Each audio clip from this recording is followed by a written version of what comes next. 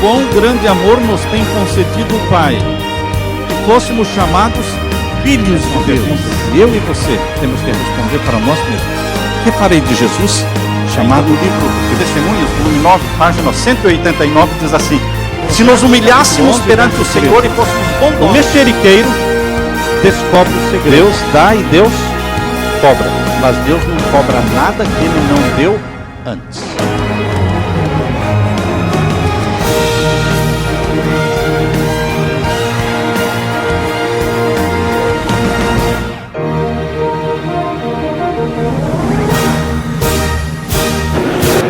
Pai Santo que estás nos céus, na Tua presença estamos, adorando-Te em espírito e em verdade. Obrigado por todos aqueles que o Espírito Santo trouxe aqui nesta manhã. Viemos em busca da Tua glória, da Tua bênção, da Tua santidade. Viemos em busca de esperança, de perdão, de refúgio, de socorro. Viemos em busca de tudo que nós necessitamos espiritualmente e materialmente também. O Senhor é a fonte de toda a bênção. É para o Senhor que corremos nas horas difíceis.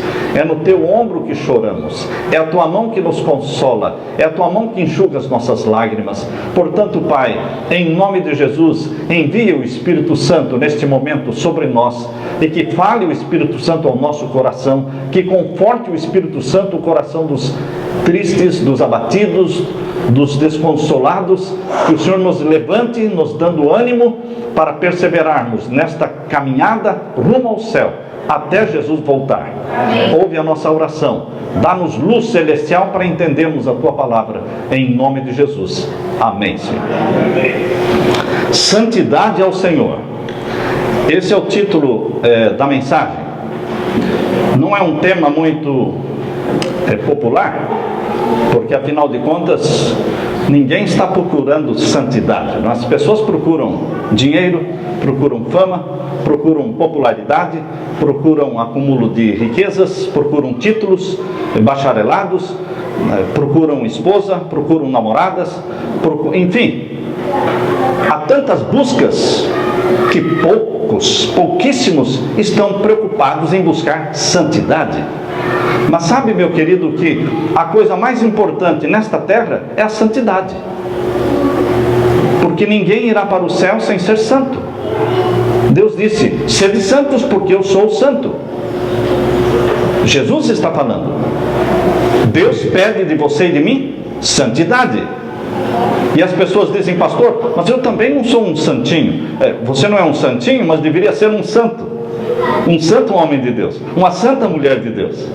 Santo não é aquele que nunca peca, santo não é aquele que nunca cai, santo é aquele que dedica a sua vida para servir a Deus, com todas as fragilidades que temos, com todos os defeitos de caráter que nós temos, mas nós dedicamos nossa vida ao Senhor. E Deus nos levanta quando caímos e continuamos na qualidade de santos aos olhos de Deus. É assim que Deus quer que você seja. Qual é o seu grande sonho? Sonho de vida. Sonho de vida, alguns dizem: meu sonho é ser médico, meu sonho é ser advogado, meu sonho é casar, meu sonho é... Os que moram nos Estados Unidos dizem: pastor, o meu sonho é voltar para o Brasil. Mas qual é o maior sonho que você tem? Eu quero que você leia comigo agora Êxodo capítulo 28, verso 36. Êxodo capítulo 28 e o verso 36. Abra sua Bíblia. É o segundo livro da Bíblia, Êxodo capítulo 28 e o verso 36. Podemos ler aí.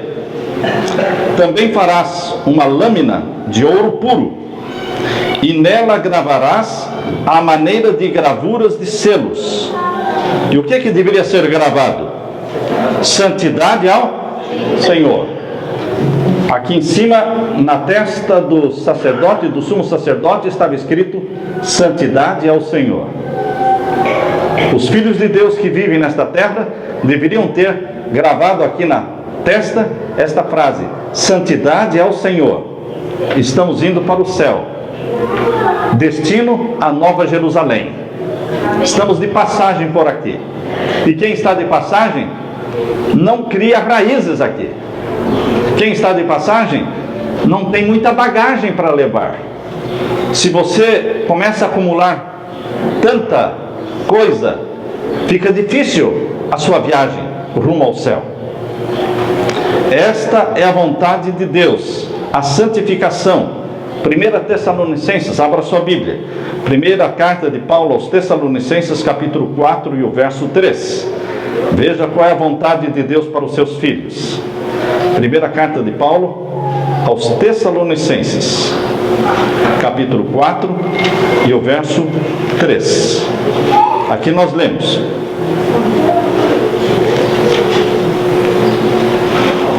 primeira carta de Paulo aos Tessalonicenses, capítulo 4, verso 3. Porque esta é a vontade de Deus, a vossa santificação. Lá no primeiro texto que nós lemos, diz que na nossa testa tem que estar escrito o quê? Santidade ao Senhor. E aqui Deus está dizendo: esta é a minha vontade para vocês, a vossa santificação, que vos abstenhais da prostituição. Na palavra grega é porneia. Que vos abstenhais, que vocês fiquem fora e longe da porneia, da pornografia. Daí, desta palavra grega vem a palavra pornografia. Que fiquem longe disso. Santificação é algo oposto à porneia, oposto à pornografia, que fala de toda a promiscuidade sexual no mundo. Outro texto que nós queremos ler está na primeira carta de Pedro, capítulo 1. Primeira carta de Pedro, capítulo 1 e o verso 14. Abra sua Bíblia. Primeira carta de Pedro, capítulo 1 e o verso 14 a 16.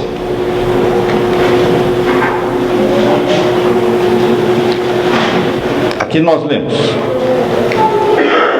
14 a 16. Como filhos obedientes, não vos conformando às concupiscências que antes havia em vossa ignorância.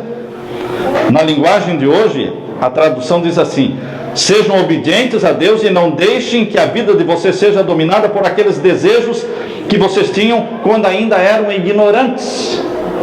Estou lendo a Bíblia na linguagem de hoje. Pelo contrário, sejam santos em tudo o que fizerem, assim como Deus que os chamou é santo. Porque as Escrituras Sagradas dizem: sejam santos, porque eu sou santo. Queridos, aqui nós estamos como seres humanos, fracos, defeituosos, cheios de pecados e falando de santidade. Como é que nós podemos ficar falando de santidade com todos os pecados que temos?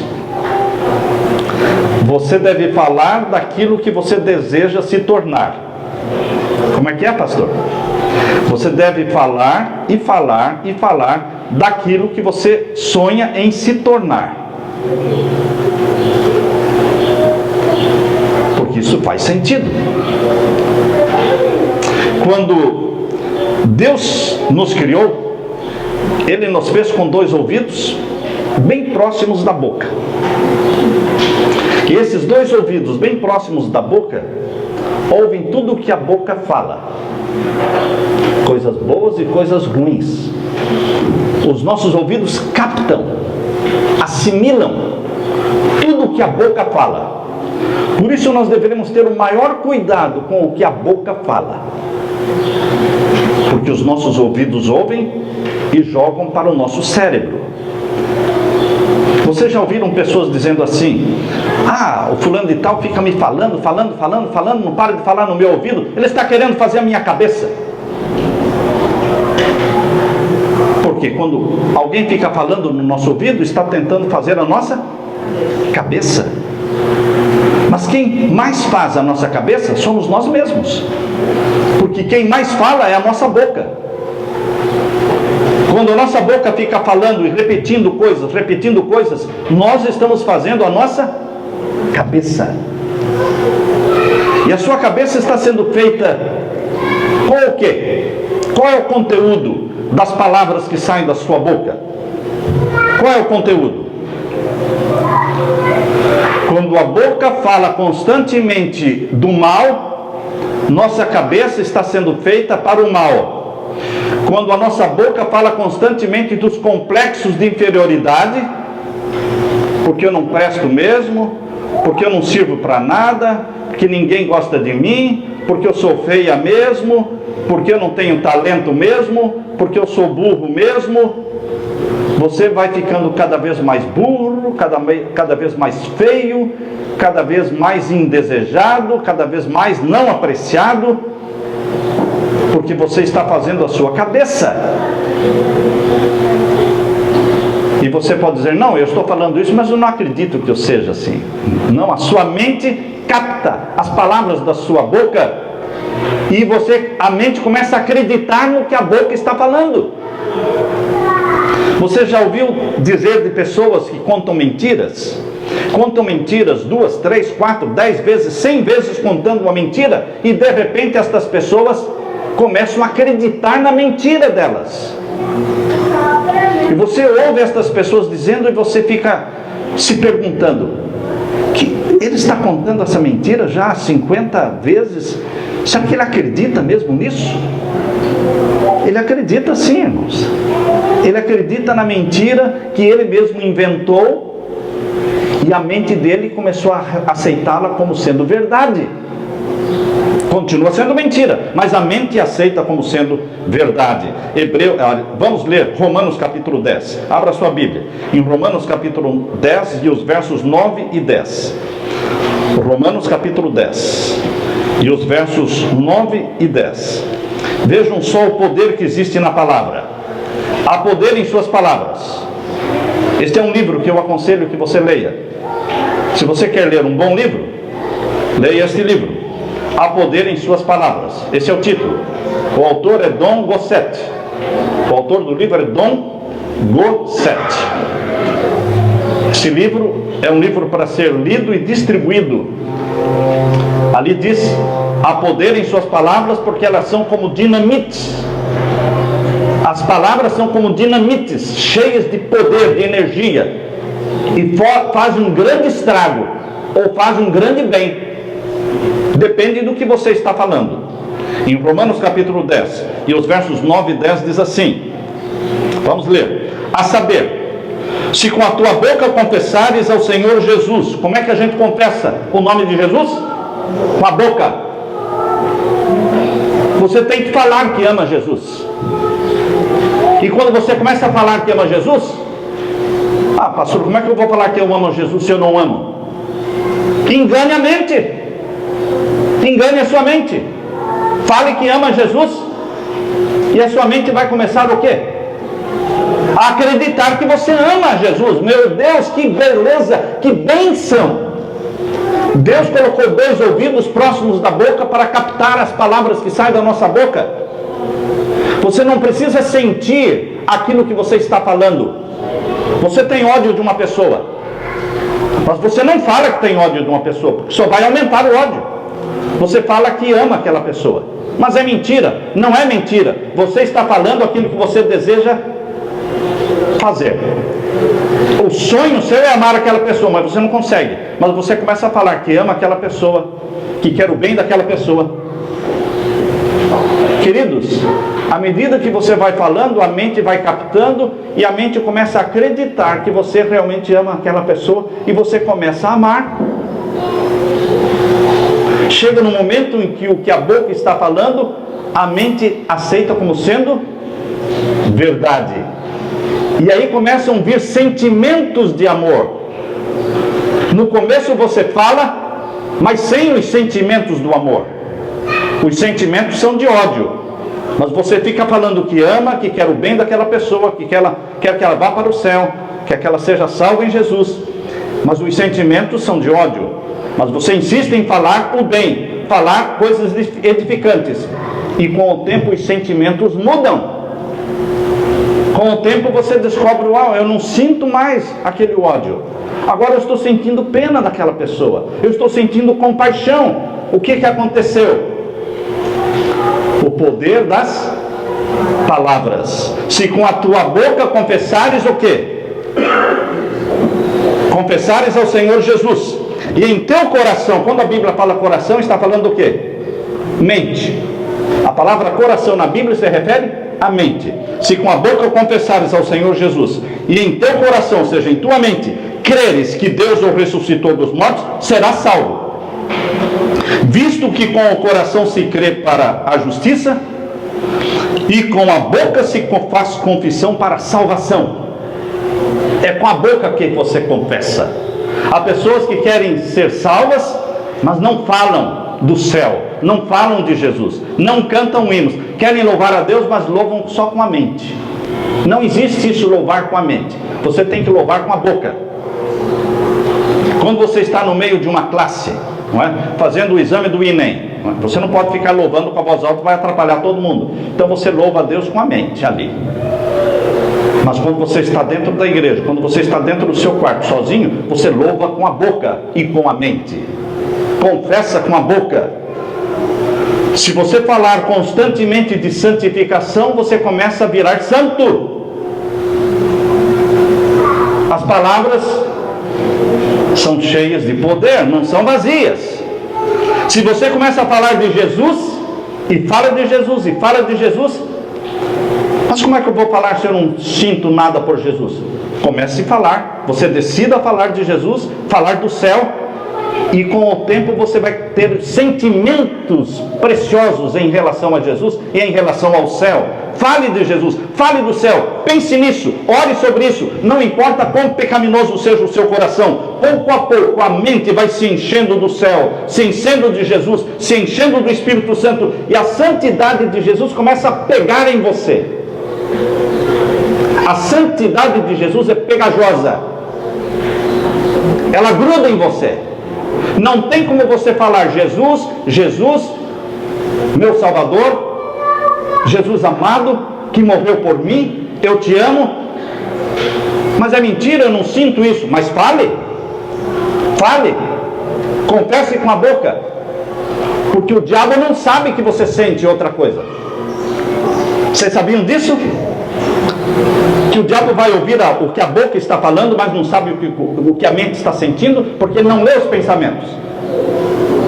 Quando você olha para o seu inimigo, que falou mal de você, que deu prejuízo, que denegriu a sua imagem, a sua reputação, e você começa a falar, eu quero o bem dele, porque eu o amo como Jesus ama a mim, o diabo fica todo perdido. O que está acontecendo aqui? Será que isso que eu estou ouvindo da boca desta pessoa é verdade? Ele está dizendo que o diabo não sabe que lá no seu coração, lá na sua mente, você não ama. Você só está falando com a boca. E o Espírito Santo vai mudando o sentimento. E você com o tempo começa a olhar aquela pessoa com sentimentos de amor e de compaixão. Queridos, a santidade de Jesus pega em nós, mas o mal também pega. Então não fale do mal. Não fale da desgraça do mundo, que vai ficar maior a desgraça. Não fale dos seus defeitos, que aumentam os defeitos. Não fale dos defeitos dos seus filhos. Não fale que eles são desobedientes, porque eles vão se tornar mais desobedientes. Não fale que seu marido não presta, porque ele ficará pior marido ainda. Não fale que seu marido é beberrão, porque ele vai beber mais ainda. Não fale que seu filho é viciado em droga, porque ele vai ficar mais viciado em droga. E o que eu tenho que fazer? No culto de oração, em vez de você pedir oração pelo seu filho viciado, você se levante e dê glória a Deus pelo seu filho libertado. Mas é mentira, ele não foi libertado. Nunca vai ser libertado enquanto você estiver falando que ele é drogado, que ele é presa de Satanás. Ele vai continuar presa de Satanás. Mas quando você dedica o seu filho a Jesus Cristo, dizendo, ele pertence ao Senhor Jesus, porque eu sou a mãe e eu dou meu filho para quem eu quero, eu estou dando para Jesus, ele é de Jesus, ele é libertado em Jesus. Isso quebra o poder de Satanás, porque você está investindo no bem. Você está investindo na edificação e na salvação. Você está fazendo promover o reino da luz. Quando fala das desgraças do mundo, dos vícios do mundo, você só promove o reino das trevas. Satanás fica feliz da vida, porque você está fazendo propaganda dele. Estão percebendo, queridos? Deus nos fez assim. O ponto em discussão, irmãos, não é se somos santos ou não. Lógico que somos pecadores. Quem não sabe disso? Quem não sabe disso que somos pecadores? Isso é falar o óbvio. Quando você fala, eu sou pecador, eu sou muito frágil, eu sou fraco, você está falando o óbvio. Todo mundo já sabe. Eu também sou. O ponto não é esse. O ponto é o que é que eu quero ser. Onde eu quero chegar? No céu. Então eu vou falar do céu. O que você deseja ser? Santo ao Senhor. Então fale da santidade ao Senhor. E pare de lamentar seus defeitos e comece a exaltar as virtudes de Cristo como sendo suas. Olhe lá para os frutos do Espírito Santo, em Gálatas capítulo 5, os frutos do Espírito Santo. E então, fale daqueles traços de caráter que estão lá. Amor, paz, longanimidade. E fala, Senhor, esses são as minhas qualidades de caráter, Senhor. Porque eu estou pegando agora as qualidades de caráter de Jesus e estou colocando em mim. Eu estou me apossando disso. É isso que eu quero ser. E você será. Amém. Essa é a obra do Espírito Santo. Comunicar para você, transferir para você tudo que é de Jesus. É uma transferência que o Espírito Santo faz. Nossas energias, nossa conversação do dia a dia, dentro de casa, nossa meditação, tudo precisa estar concentrado em quê? Quando você conversa com as pessoas, é sobre o capítulo da última novela? Você viu o que foi ontem? Sabe o que vai acontecer amanhã? Esse é o assunto da sua conversa? Isso é podridão. Isso é perdição. Ninguém pode ir para o céu com a Globo, não. Não dá para ir. Tem que ficar longe disso. Nossa conversação tem que ser em torno do nosso sonho, céu, santidade. Esse é o assunto da nossa conversa. Nossa mente, se ela estiver cheia de dúvidas, nossa mente, se estiver cheia de desânimo, não podemos falar sobre isso. Ah, mas eu preciso de um ombro para chorar. O quê? Para contar das minhas dúvidas, do meu desânimo. Sim, mas você vai esmagar a outra pessoa, porque essa outra pessoa tem problemas maiores que os seus. Mas eu vou chorar no ombro de quem? De Jesus.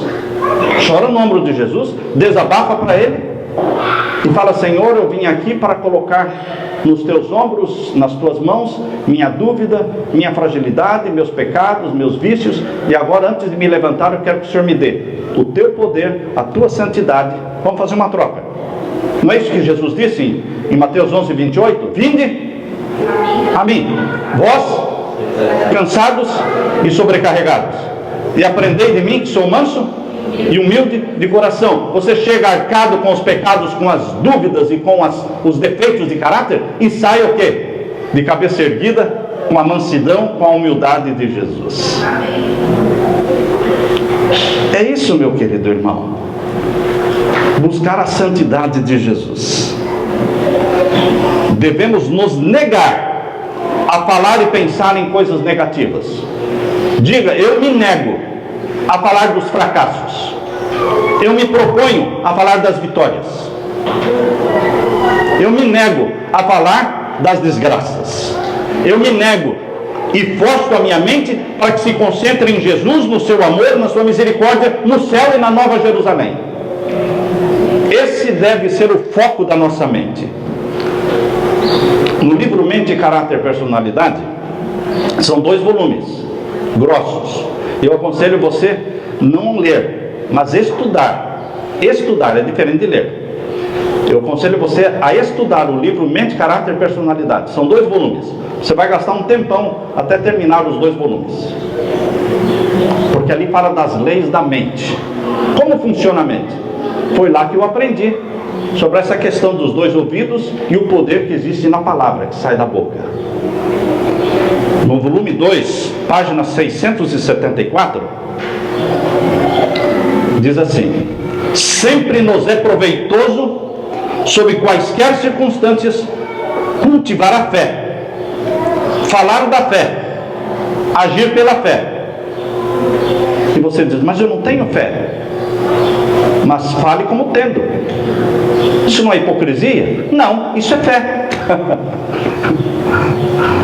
Quando você fala da fé e age pela fé sem ter fé, isso é o quê? Fé. Fé não é sentimento, não, irmãos. Você não sente que tem fé, você exerce a fé. Fé é a mão que pega, fé é o pé que anda, fé é ação, não é sentimento. Não devemos enfraquecer o coração e as mãos, permitindo que sugestões de mentes suspeitas nos plantem no coração as sementes da dúvida e da desconfiança. Ele, o nosso Pai Celestial, nos libertou do império das trevas, sim ou não? Sim. Então pare de falar das coisas que são do reino das trevas, porque você não é mais do reino das trevas. Amém. Isso está em Colossenses 1,13. Abra sua Bíblia, Colossenses 1,13. Aqui nós lemos Colossenses 1,13. Podemos ler? O qual nos tirou do reino das trevas e nos transportou para o reino do Filho do seu amor. Vivemos no reino do Filho que é Jesus, no reino do amor do nosso Senhor Jesus Cristo. Fomos tirados do reino das trevas, logo não temos mais nada com o reino das trevas. Não vamos falar dele, não vamos assistir o que é dele, não vamos comer o que é dele, não vamos vestir o que é dele, não queremos nada, nenhum link.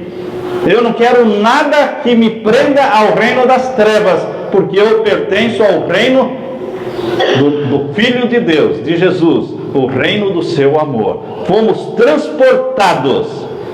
Ou você não sabe se foi transportado? Você não tem certeza de que foi transportado do reino das trevas para o reino da luz? Você tem que ter certeza. Você aceitou a Jesus como seu Salvador? Sim, aceitei. Você confessa os seus pecados? Sim, confesso. Então como é que você não tem certeza? Se isto é verdade, que desculpa então temos nós para falar em desânimo, incredulidade e dúvida, atraindo ao nosso redor trevas, qual um manto? Eu estou lendo Mente, Caráter e Personalidade, volume 2, página 674, 675. Espanquemos da nossa volta a negra sombra da dúvida. Satanás procura lançar através da nossa vereda sua infernal sombra, porque ele vive em trevas, ele é irrequieto, ele não tem paz, então ele quer perturbar as pessoas para que não tenham paz também. Ele não consegue dormir à noite, então ele quer tirar o sono seu à noite. Uma irmã, Anita, o nome dela, diz: ore por mim, pastor, porque eu não consigo dormir à noite. Satanás fica me perturbando a noite toda, porque ele não dorme. Satanás não concilia o sono, não tem paz, então ele também não quer que ninguém tenha paz. Ele tem dinheiro para dar para as pessoas, ele tem posição, tem riqueza, tem popularidade, tem fama, mas ele não tem paz para dar para as pessoas, porque ele não tem paz.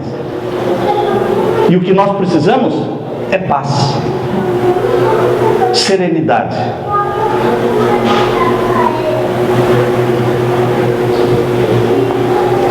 Satanás procura lançar através da nossa vereda a sua infernal sombra. Nossa fé tem de penetrar a negra nuvem da dúvida e incredulidade e apoderar-se do braço de Jesus. Dedique o seu filho a Jesus. Dedique a sua família a Jesus. Dedique o seu negócio para Jesus. E diga: Senhor, esta casa é tua, esta empresa é tua, tudo que está aqui é teu, e o Senhor me ensine como administrar. Para-te. Para-te. Porque o Senhor é o dono dos meus negócios.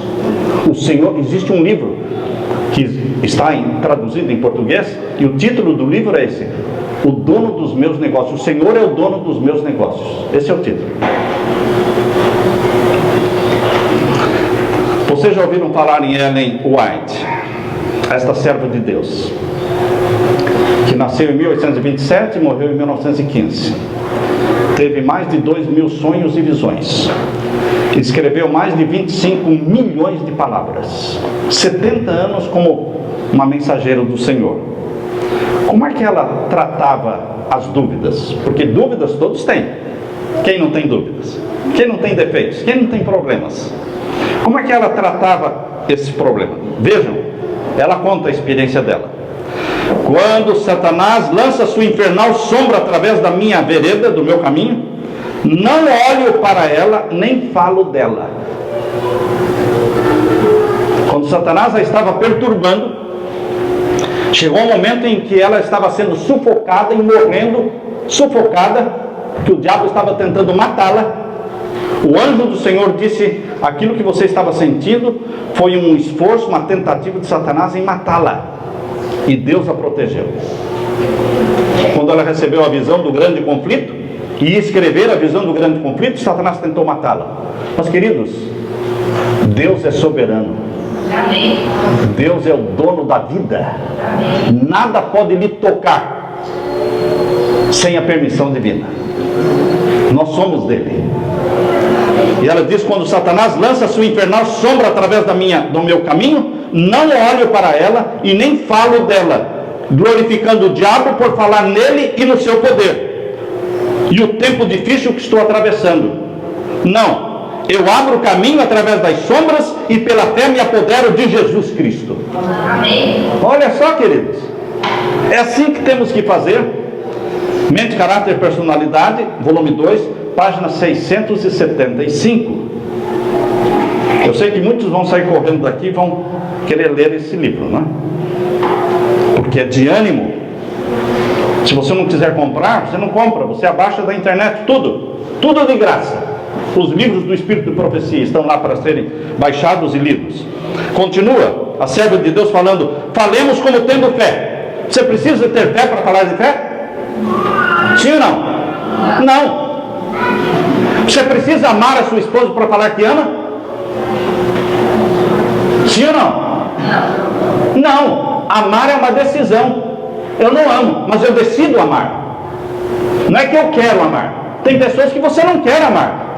Tem pessoas que são tão indesejáveis, tão chatas, que você não quer amar aquelas pessoas. Mas você decide amar. Estão vendo a diferença entre querer e decidir? Querer é sentimento. Para você querer uma coisa, você tem que ter sentimento em relação àquilo. Mas para decidir fazer, você não precisa ter sentimentos. O marido pode falar para a esposa: eu te amo, todos os dias. E a esposa vai abrir um sorriso e ele diz, ele pensa, né? Mas é mentira. Mas deixa que ela creia que seja verdade. Você tem que falar. E com o tempo, o que vai acontecer? Os ouvidos vão ouvindo você falando: eu te amo. Você é o presente que Deus me deu. Queridos, a sua mente vai o quê? Acreditar. E você vai ser feliz. Você vai ser feliz. Decida amar. Decida perdoar. Tudo é decisão que você faz com a mente. Pecar também é uma decisão que você faz com a mente. Você acha que as pessoas pecam sem querer? Conhece alguém que pecou sem querer? Alguém conhece alguém que pecou sem querer? Eu não encontrei ainda uma pessoa que pecou sem querer. Todo mundo que eu encontro peca querendo. Pecou porque quis pecar. Decidiu pecar. Simplesmente isso. Ah, mas Satanás tentou? Bom, Satanás tenta, mas ser tentado não é pecado. Alguém foi mais tentado do que Jesus? Não. E ele pecou? Não. Então tentação não é pecado. Satanás não pode forçar uma alma a pecar. Pecado é um ato voluntário da alma. Pecado é um ato voluntário da mente. E você decide: eu não vou pecar. E sai de perto da tentação. Não vai correr para ela, corre para longe dela, como José fez. José correu para longe da tentação e não para os braços da tentação. Você decide não pecar com a mente. Fale como tendo fé. Toda dúvida que expressamos é uma semente semeada, e essa semente pegará raízes em alguma mente, em algum coração. Não há necessidade de pronunciar uma palavra de dúvida e assim louvar o maligno, por seu maravilhoso poder de nos manter em sujeição a ele. Não, Cristo Jesus me adquiriu e me redimiu. Satanás não tem poder sobre mim.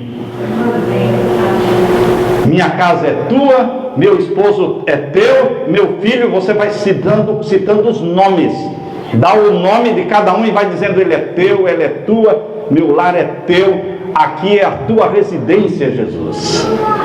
Satanás reclama o mundo para si. Satanás alega que nós lhe pertencemos porque nós somos pecadores. Mas nós dizemos: nós pertencemos a Jesus. Lembram-se vocês lá em Judas, verso 9?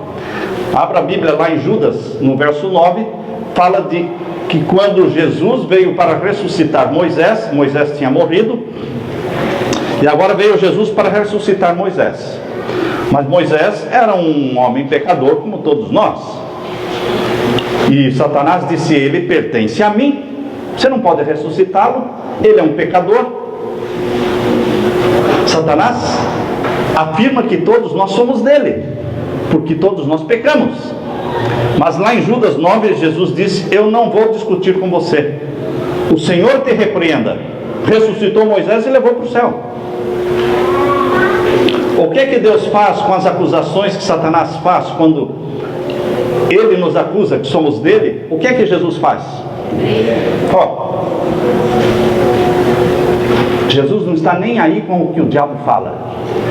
Jesus está dando atenção para o que a sua boca fala. Se a sua boca fala que você é de Jesus e que clama pela misericórdia de Jesus, toda a lista de pecados que Satanás apresenta que você praticou, tudo isso é nada, irmãos. Tudo isso é nada.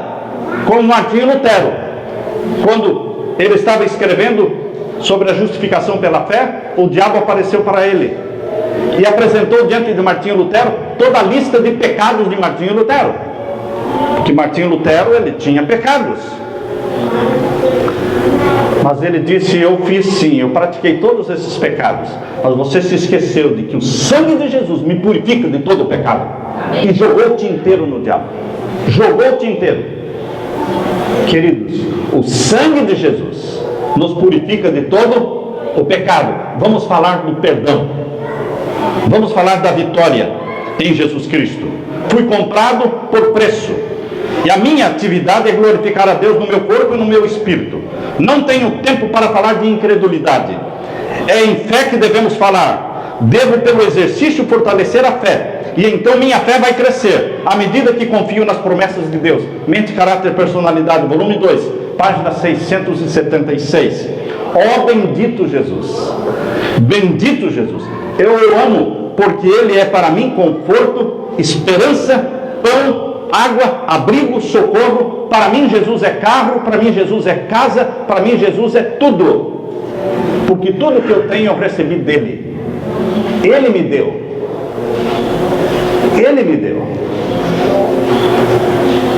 Eu não me canso de dizer que quando nos aposentamos em julho do ano passado, eu disse: Senhor, me perdoe, porque durante os 40 anos como pastor, construí dezenas de igrejas com a minha esposa, salvamos milhares de almas, mas eu não consegui guardar um centavo na minha vida.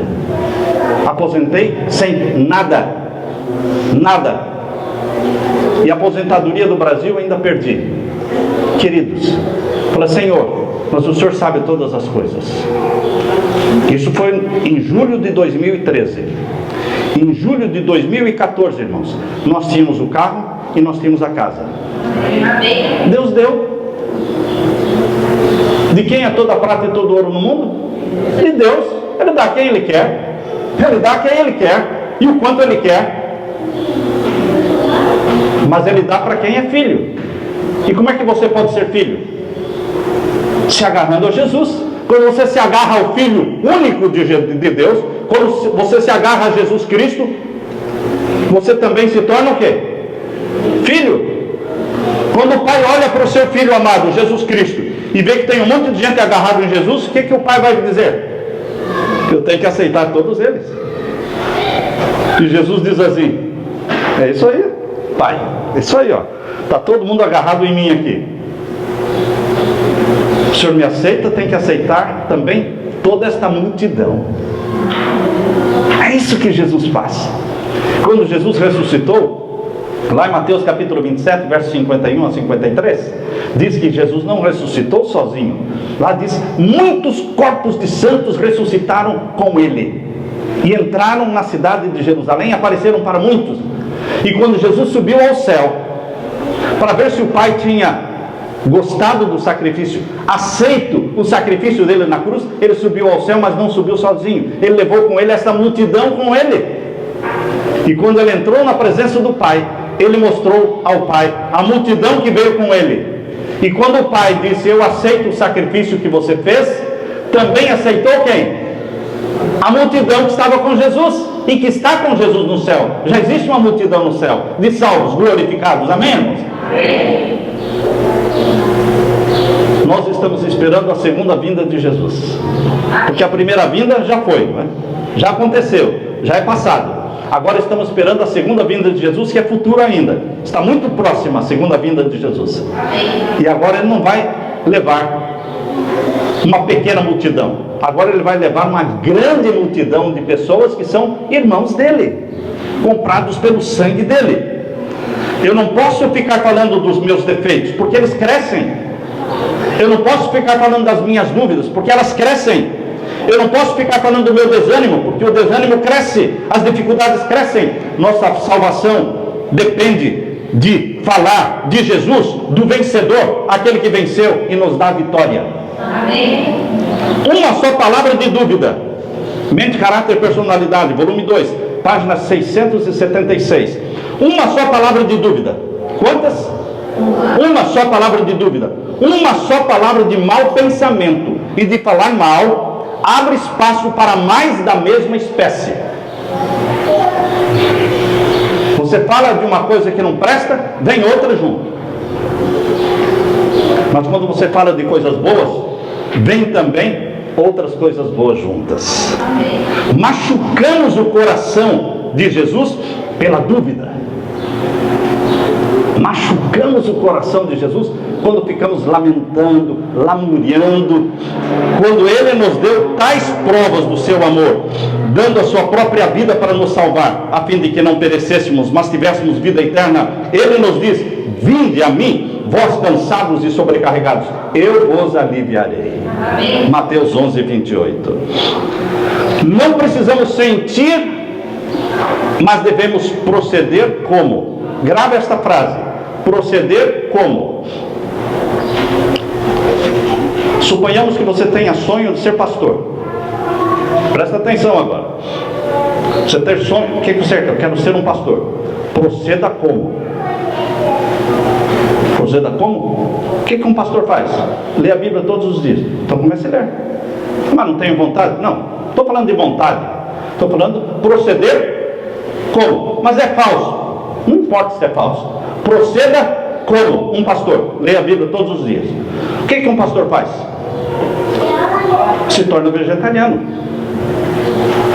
Ah, é? Se torna vegetariano. Então proceda como um pastor. Se torna o quê? Ah, mas eu não tenho vontade.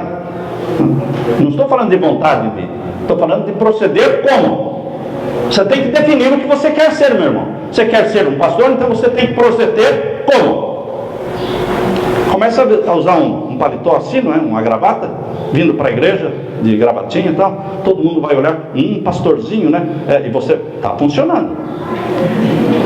Está funcionando. Venha com a Bíblia. E diga: Senhor, eu quero ser. Eu não sou, mas eu quero ser Então proceda como? De repente vão te convidar para pregar. E você não vai dizer, não. Proceda como um pastor diz, não estou preparado, tal. Hein? Pode passar a lição da escola sabatina para não, eu não estou preparado. Não, proceda como? Um pastor nunca vai falar, não estou preparado. Como é que não está preparado? Você não é pastor? Então não tem esse negócio de não estou preparado. Está sempre preparado. Proceda como? E você vai procedendo como? E você se torna aquilo que você sonhou em ser. Nós nos espelhamos em Jesus, irmãos. Nós queremos ser como Jesus. Então você haja como Jesus, mesmo que não tenha o sentimento e a vontade. Trate as pessoas como Jesus. Seja caridoso como Jesus. E de repente as pessoas vão olhar para você e vão ver que você é como Jesus. Você decide agir e proceder como. Eu não me sinto digno da salvação, mas eu vivo uma vida crendo que estou salvo, porque Jesus falou que eu estou salvo. Eu não preciso sentir que estou salvo. Satanás não deixa você sentir que está salvo. Satanás faz assim: quem não está salvo, ele faz com que essas pessoas sintam que estão salvas, para continuarem perdidas. Perceberam? Mas quem está salvo, ele faz com que essas pessoas sintam que não estão salvas, para atormentá-las. Ele quer atormentar. Mas você não precisa sentir. Você precisa somente o quê? Crer que está salvo. Por quê? Porque Jesus falou: aquele que vem a mim, de maneira nenhuma lançarei fora. Quem tem o Filho de Deus, tem vida eterna. Quando as pessoas dizem, eu não sei se eu estou salvo, eu pergunto, você tem Jesus? Aceitou Jesus como Salvador? Sim. Então, como é que você não sabe se está salvo? Se você tem Jesus, confessou os pecados a Ele, creia que Ele perdoou. Mas eu não sinto que fui perdoado. Você não precisa sentir que foi perdoado. Há pessoas que confessam todos os dias o mesmo pecado. Quando é um pecado muito grande, você matou alguém. A história de Martinho Lutero diz que ele matou uma pessoa. Por isso ele foi para o mosteiro, para se tornar um monge, para abafar a consciência dele, para fazer penitência, porque ele queria alcançar a certeza do perdão através das penitências. Queridos, ele não sentia que estava perdoado, mas chegou num momento em que ele creu que ele estava perdoado.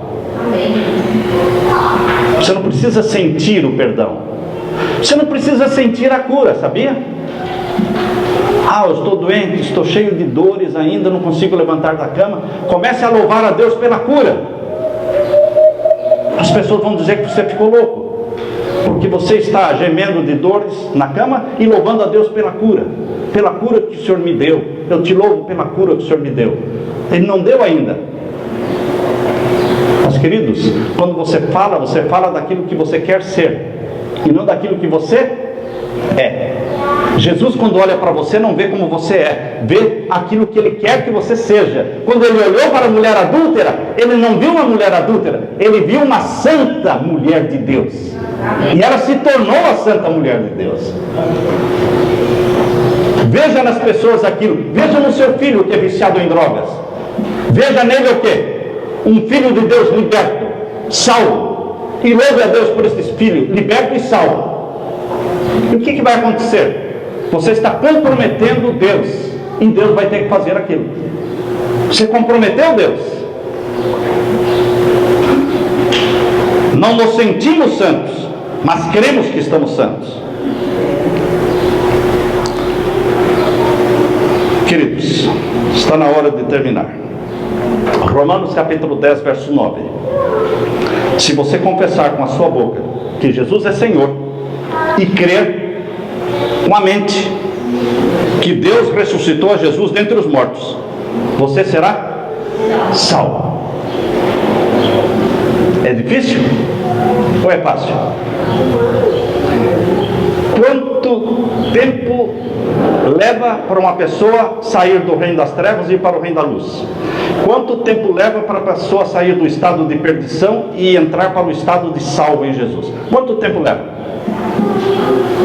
Quanto tempo levou para o ladrão na cruz sair da gangue de ladrão, que era do reino das trevas, e passar para o reino da luz, o reino de amor de nosso Senhor Jesus? Quanto tempo levou?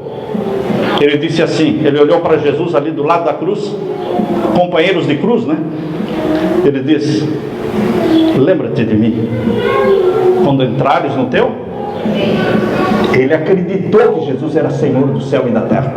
Ele acreditou que Jesus era Rei dos reis, porque ele disse: lembra-te de mim quando entrares no teu reino. E Jesus olhou para ele e disse: em verdade te digo hoje, que tu estarás comigo no paraíso. Quanto tempo levou para vir a resposta da salvação, irmãos? Segundos. Confesse que Jesus é Senhor e seja salvo, tu e a tua família.